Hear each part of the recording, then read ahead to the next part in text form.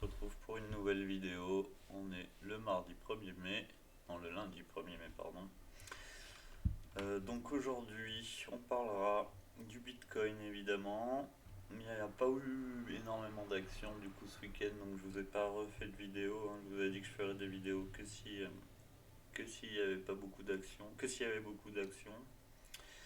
Du coup, vu qu'on s'attardera pas énormément sur le Bitcoin, on parlera, comme je vous avais promis, du marché Forex.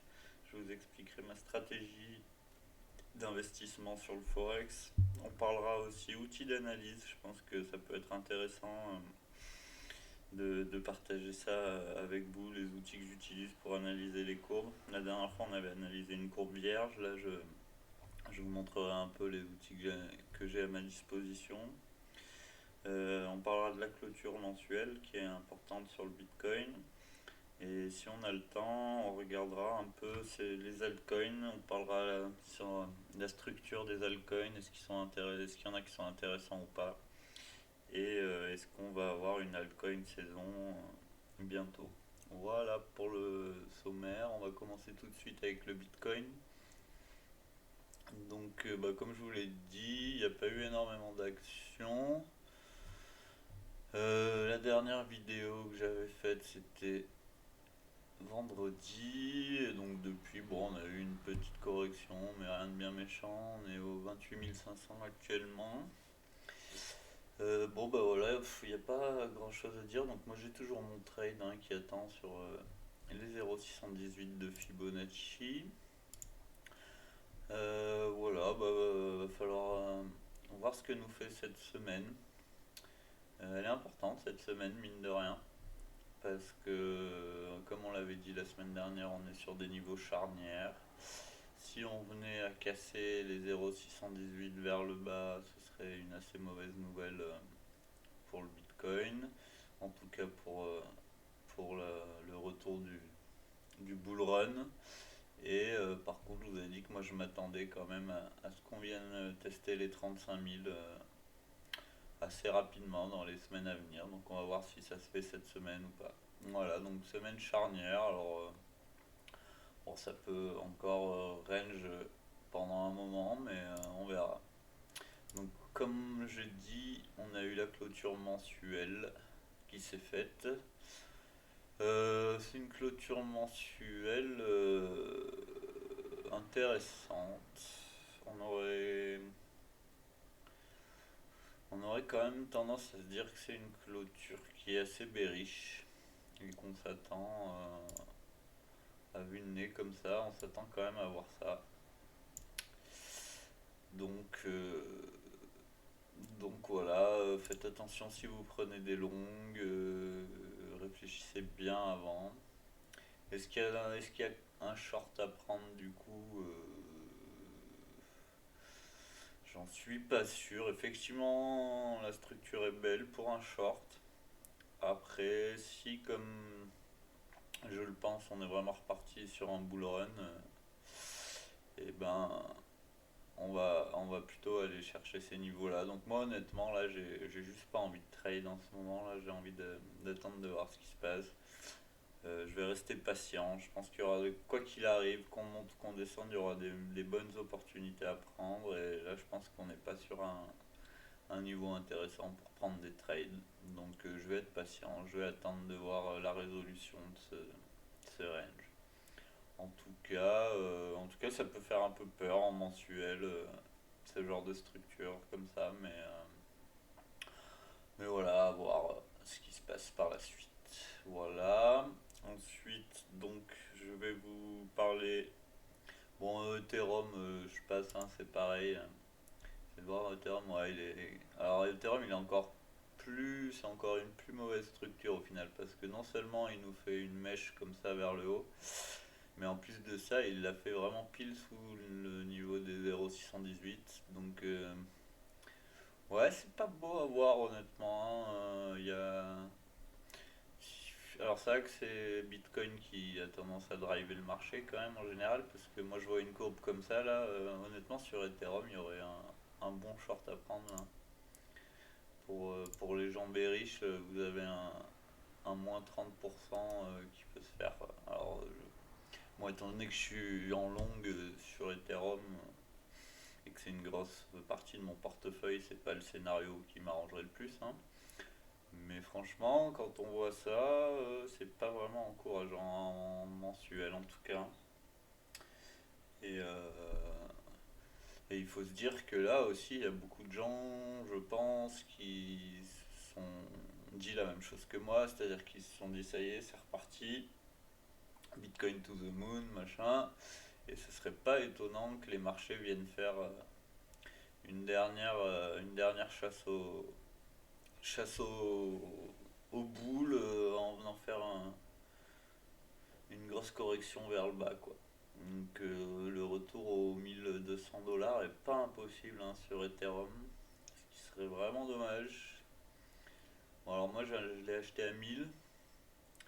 J'ai déjà raté une première opportunité de revendre à 2000 ici parce qu'en fait je l'avais stacké et qu'à l'époque, quand on stackait de l'Ethereum sur Kraken, on pouvait pas le retirer avant la mise à jour du merge qu'il y a eu. Donc là maintenant on peut les retirer, les Ethereum stackés. Donc je vais peut-être réfléchir à sortir, à revendre à 1008 et en espérant pouvoir racheter plus bas.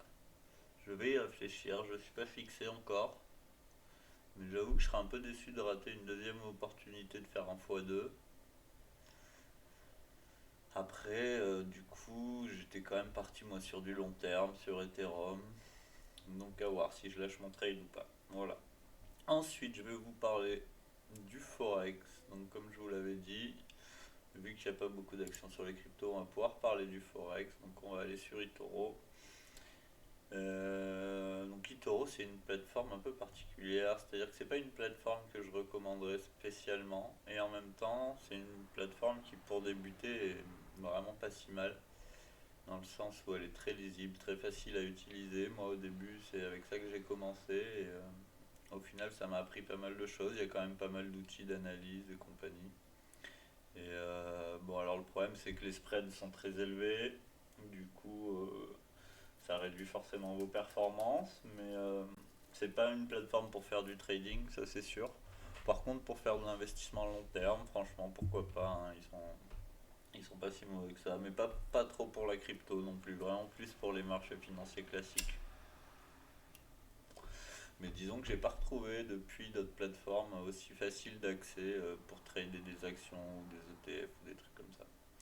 Bon, alors vous fiez pas aux chiffres que vous voyez, hein, là vous voyez que je suis à moins 100 $, mais c'est parce que, bah, comme je vous l'avais dit la dernière fois déjà, j'ai mes premiers investissements sur eToro là qui étaient dégueulasses en crypto, et en plus de ça, j'ai retiré des gains pour les réinvestir, donc en fait je suis en gain sur eToro. Moi j'avais investi, je me rappelle plus, je crois que c'était 600 $ que j'avais investi à la base, 600 ou 650 $. Donc là, on voit que je suis monté à 800 et quelques, même à 900 quand j'ai réinvesti. Donc je suis en positif, c'est juste que là, bon bah. Donc mes nouveaux investissements que j'ai fait, c'est ceux-là, les quatre qui sont là. Donc on voit qu'il y a du Crédit Suisse, il y a Evo FM Biosciences, il y a Exela Technologies et Adamis Pharmaceutique. Donc comme je vous avais dit, c'est énorme, c'est beaucoup du secteur pharmaceutique.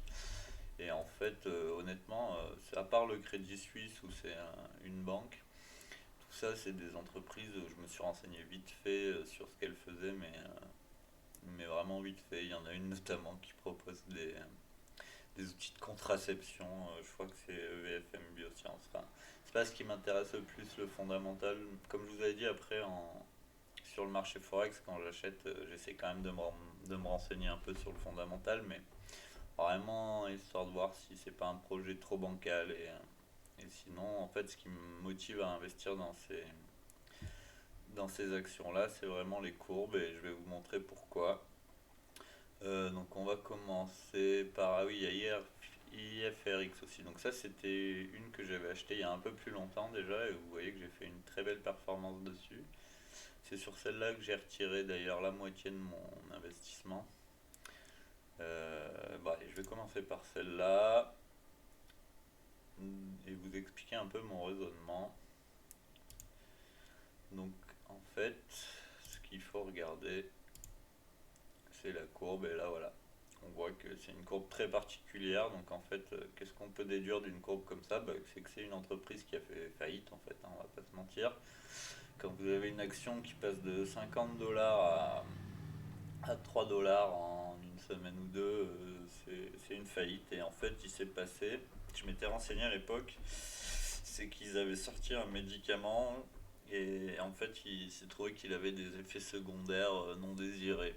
Et voilà ce qui se passe quand un labo pharmaceutique américain sort un médicament pourri sur le marché, quoi. Voilà, ceci étant dit, on voit que il est toujours là. Il est toujours en bourse finalement, il est toujours coté en bourse, toujours au Nasdaq. Et moi, mon raisonnement en fait, c'est de me dire qu'un labo pharmaceutique, comme une banque en fait, s'il ne fait pas vraiment faillite, c'est-à-dire que s'ils ne mettent pas la clé sous la porte, il y a quand même des chances qu'ils reviennent faire du profit un jour. Il suffit qu'ils sortent un nouveau médicament ou qu'ils améliorent l'ancien, qu'ils arrivent à enlever les effets secondaires, et ça peut vite repartir à la hausse. La deuxième chose que je me dis quand je vois une courbe comme ça, c'est que finalement, il y a peu de chances qu'on descende en dessous de zéro. C'est-à-dire que, il me semble, je ne saurais plus exactement vous dire, on va regarder on va regarder à combien je l'ai acheté moi.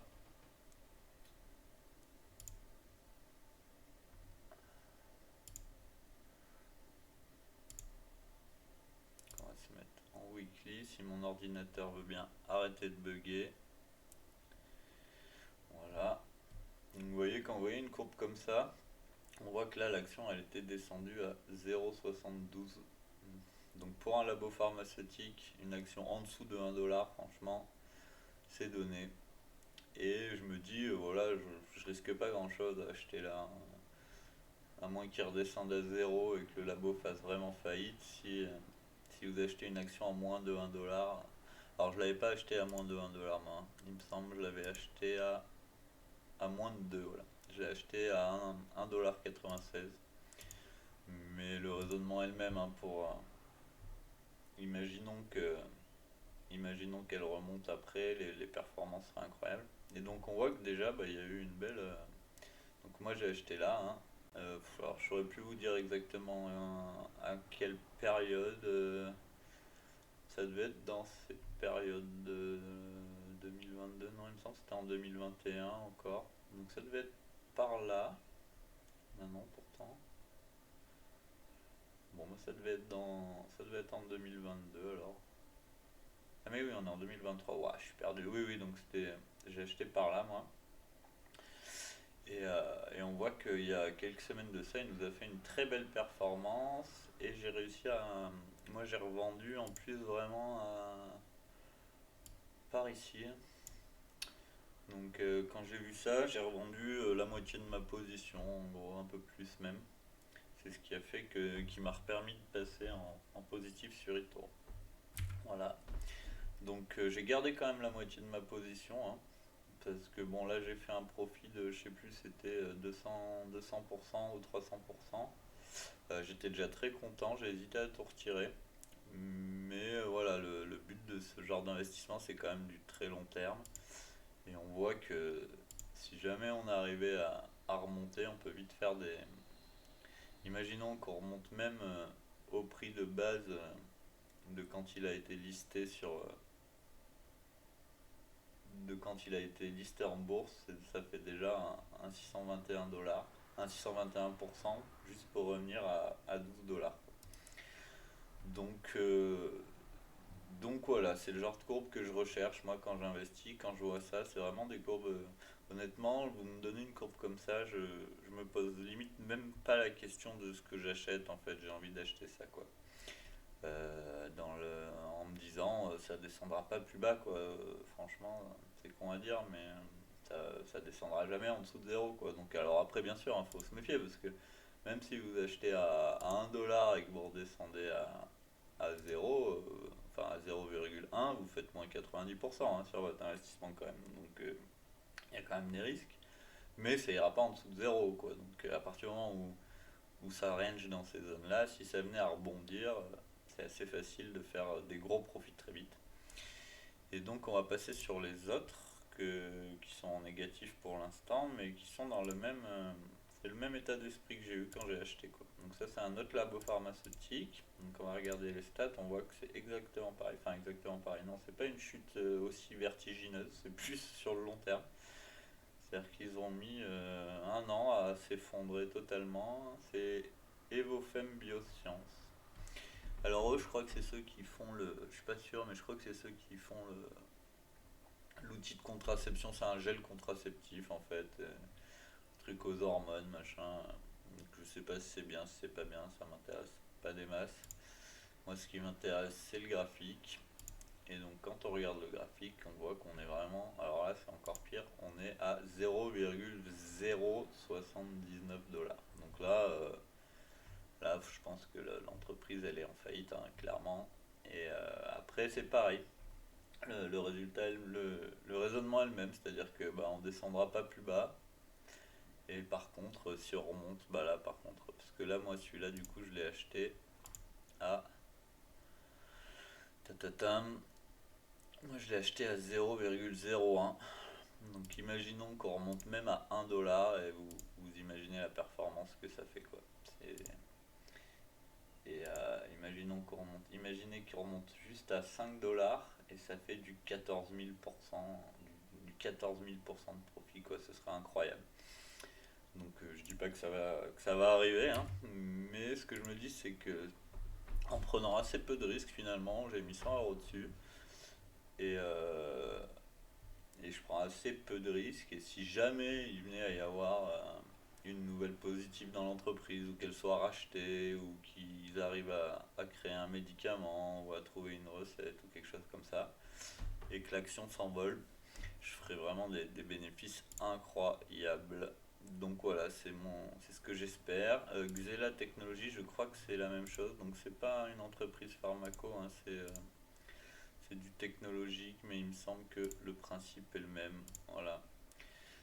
Voilà, courbe très bizarre aussi, mais pareil, on voit que entre 2007 et 2020, elle a perdu.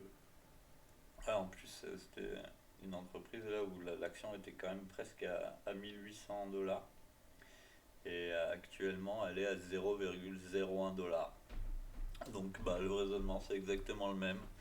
Ça descendra pas beaucoup plus bas et par contre si ça remonte ça peut faire des trucs incroyables. Donc on voit que là pour l'instant bah, je suis en perte sur ces positions là. Et il y a Adamis Pharmaceutique aussi. Je crois que c'est exactement le même raisonnement. Voilà. Pareil. C'est tout des entreprises en faillite en fait. Et ben, moi je pense qu'il vaut mieux investir là-dessus. Alors, je suis pas investisseur financier. Après, ça dépend ce que vous recherchez. Si vous recherchez des valeurs sûres ou si vous recherchez à faire des gros profits en prenant des risques. Moi, c'est clairement plutôt la deuxième solution. C'est-à-dire que je mise petit et j'essaie de viser des gros profits avec des éléments un peu improbables. Il suffirait qu'il y ait une seule de ces quatre entreprises qui repartent à la hausse, qui se fassent racheter, qui fassent une découverte, et ça me mettrait vraiment bien. Donc j'ai hâte de voir. Donc ça après c'est de l'investissement vraiment long terme. Donc on voit que bon bah là je suis sur du moins 21%, moins 18%, moins 10 pour EFM Biosciences. Donc là je suis un peu déçu parce que j'étais monté à plus 40% à un moment donné. Et c'est redescendu en négatif, donc j'ai raté une opportunité de trader, quoi, de revendre pour racheter plus bas. J'aime pas du tout ça quand je rate ce genre d'opportunité. Mais c'est que je regarde pas assez les courbes en fait. Si j'avais regardé la courbe un peu plus, que je m'étais attardé un peu plus, j'aurais peut-être eu l'idée de le faire. Et donc le Crédit Suisse, bon je pense que tout le monde en a entendu parler. Le raisonnement c'est le même. Banque en faillite, pour moi une banque ça fait pas faillite. Ça se fait racheter ou ça se fait sauver par l'État. C'est une banque suisse en plus, donc on imagine bien que les Suisses n'ont pas trop envie de laisser leur banque en faillite. Il me semble que d'ailleurs ça a déjà été racheté par je sais plus quoi, UBS ou un truc comme ça. Donc bah raisonnement est le même. J'achète en dessous de 1 dollar et j'espère que ça reprenne du poil de la bête dans les mois ou années à venir. Alors ça vraiment franchement c'est des investissements que je regarde pas souvent parce que pour moi ça va pas se faire en une semaine si ça repart à la hausse, surtout que là j'ai acheté vraiment au tout début alors que je pense que ça va rester sur des niveaux très bas longtemps donc voilà. Mais voilà, comme vous voyez, c'est des petits investissements à chaque fois mais qui peuvent être intéressants. Voilà pour ma stratégie sur les actions. Dites-moi ce que vous en pensez dans les commentaires. Dites-moi si vous aussi vous diversifiez le portefeuille ou si vous êtes que sur les cryptos. N'hésitez pas à me demander, à me poser des questions, à me demander d'analyser des marchés qui vous intéressent. Je pensais faire une partie sur les outils d'analyse, mais je me rends compte que la vidéo est déjà assez longue, j'ai beaucoup parlé. Euh, je ferai une vidéo exprès pour les outils d'analyse, je vous montrerai, je préparerai à l'avance un peu tous les outils que j'utilise et je vous montrerai ça. On peut peut-être faire un petit tour des altcoins vite fait, parce que là je vois qu'il y en a quand même beaucoup qui sont dans le rouge. Donc on va regarder vite fait en mensuel ce que ça donne sur tous les altcoins. Ils doivent avoir tous à peu près la même tête de toute façon. Et pour moi, bah, on est sur des bonnes zones d'achat hein, sur la plupart des alts. Euh, ouais, on voit on est vraiment sur des bonnes zones. Ils ont tous des. Vous voyez, ça c'est pareil, là, c'est le Dogecoin, c'est exactement comme les courbes des actions que je vous disais tout à l'heure, quoi. C'est des courbes qui me donnent envie d'acheter, quoi, quand je vois que ça accumule comme ça, proche des 0 $. Ça me donne vraiment envie. Ah, le dollar index, qu'est-ce qu'il nous fait? Est-ce qu'il a pris une direction ou pas? On l'a analysé dans la vidéo d'avant. Non, on voit qu'il a encore pas pris de direction nette. Il a pas crash déjà, mais il s'est pas encore décidé pour son scénario. Ethereum, BTC, c'est range. Et après, voilà, les alts, ils sont tous vraiment très bas dans les niveaux. Donc, franchement, c'est des bons niveaux d'achat pour les alts. Après, on voit que pour l'instant, c'est vraiment Bitcoin et Ethereum qui performent. Et il y a assez peu d'alts qui font des grosses perfs. Alors, le Matic avait bien performé. S'il venait à redescendre plus bas, j'en rachèterais probablement du Matic parce que c'est une crypto qui a beaucoup d'applications, contrairement à beaucoup d'autres applications. Le Matic et le réseau Polygon, en fait, c'est un réseau où il y a assez peu de taxes en fait sur les échanges. C'est un réseau où les transactions coûtent pas cher et du coup, rien que pour ça, je pense que ça peut devenir une crypto d'avenir, quoi, parce que quand on voit le prix des transactions en Ethereum et en Bitcoin, ça fait pas envie, surtout pour les microtransactions. Et avec des cryptos comme Matic, c'est assez facile. Finalement, moi par exemple, je joue un jeu de poker en ligne où on peut payer en crypto-monnaie et je fais toutes mes transactions en Matic parce que bah, ça me coûte rien en FIC ou en frais. Alors que si vous déposez 50 euros en Ethereum sur un site, ça va vous coûter 20 euros de taxes, donc c'est pas intéressant. Donc vraiment c'est une crypto d'avenir pour tout ce qui est microtransactions. Je sais pas encore s'il y a beaucoup d'entreprises et tout qui s'en servent, mais voilà, moi c'est un peu une des cryptos que j'ai envie d'accumuler. Parce que bah, j'en ai vu des applications concrètes déjà et on peut pas dire ça de toutes les cryptos. Voilà, ben, je pense qu'on va s'arrêter là pour aujourd'hui. On voit que tous les alts sont à peu près dans la même dynamique. Même Solana, ça donne envie d'acheter. Enfin, voilà, ils sont tous, ou presque, sur des niveaux assez bas. Mais est-ce qu'on va avoir une alt season tout de suite ou est-ce qu'il faut vraiment attendre que le Bitcoin prenne vraiment une direction haussière? C'est possible aussi, hein. C'est possible que tant que le Bitcoin soit pas venu casser ces 35 000 $, les altcoins galèrent un peu pour après par contre s'envoler si jamais le Bitcoin venait à confirmer sa hausse. Voilà, voilà, on va se laisser là pour aujourd'hui. À bientôt les fololos. Merci d'avoir suivi. N'hésitez pas à mettre un petit like, un petit follow, un petit commentaire, histoire de me motiver à continuer cette chaîne et que mon travail soit pas fait dans le vent. À bientôt les gars, ciao ciao.